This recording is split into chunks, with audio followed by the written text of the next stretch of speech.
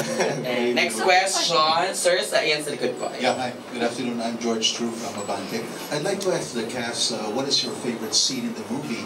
And for Direk, yung question ko po, parang yung story nyo lang, correct me if I'm wrong, parang somewhat similar to a Hollywood blockbuster before you, While You Were Sleeping, starring Sandra Bullock. Did you draw or get inspiration from that movie? Yun lang, thank you. Kayo muna. Mark Ruffalo. Favorite scene nyo daw? Favorite scene? Oh God. Mark Ruffalo. Wait, I'm thinking about it. Ako na muna. Sige, ako na muna. No, While You Were Sleeping by Sandra Bullock. I think the only similarity there is that merong comatose. Yun lang yung similarity. Because in While You Were Sleeping, she pretended to be the fiancé of the guy. Crush niya yun eh. Crush niya yung guy na sa train. Rom-com talaga ng fan. Tapos noon, she pretended to be the fiancé. And eventually, she fell in love with the brother. This one, it's totally different. The only, common denominator yun is the comatose element.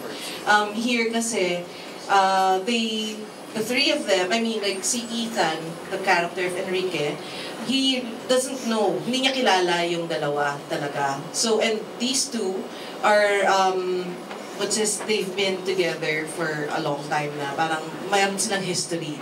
So, yun yung big difference. Ang laki nung ang laki talaga, malayo yung kwento. Meron din mga nagsabi na this is also similar to kahit isang saglit of Cholo, Juday, and Leandro. Again, the only common denominator is that someone is comatose. So, yun naman, ang difference is that mag-best friend yung dalawa, tapos no, they like the same girl. And then the whole time, nag-hover yung spirit ni Leandro. I know kasi I'm the AD there. So, pero nakakatagal sa industry ha. Pero yon, so that's the only similarity. 51st date. 51st dates. Pero ito, this is different talaga. Okay. Actually, pinunod ko yun 51st days para sa movie na to. Kasi syempre, anong favorite scene? Anong favorite scene? Wow. Ako siguro yung pinalabas po sa trailer. Yung tinignan, pwede ko kakagaling ko lang po sa hospital. Nagising ako. And hindi ko po siya maalala, obviously. Hindi ko po maalala yung girlfriend ko na si Audrey.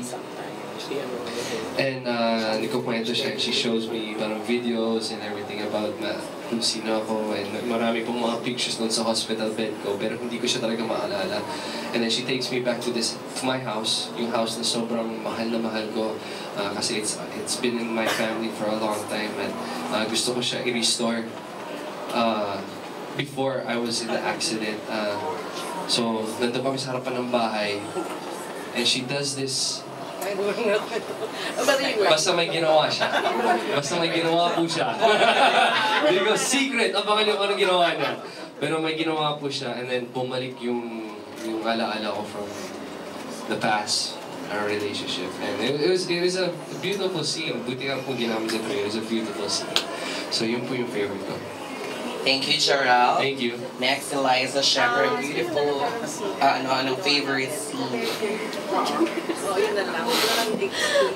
Ako po, may ginawa po kaming scene na kasama mga Carabao. It was very dirty. Basta yun yung favorite scene ko. Hindi naman ito eh. Mabango daw, mabango. Sobrang bango. Pinaliguan muna. Ako yung favorite scene ko yun, sumasakay kami sa scooter. Tapos siya nagmamaneho. Oh my God, it was scary. It was scary. Sa scooter. Yung nag-drive sa scooter. Basta ka-angka, so. Okay. Ayun, so yun ang pinaka-favorite. Hindi, magaling naman siya. And nung una lang natakot ako, but she handled it well naman. Yun ang pinaka-favorite ko. It was really fun. And ayun, it was just nice. Yung view, everything was nice. May isa pa lang favorite scene. Ayan, may additional pa. May favorite scene pa siya. Lahat ng scenes, favorite scene naman.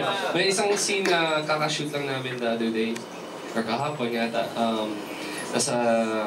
Nagda-lunch po kami with the family. And si Ethan,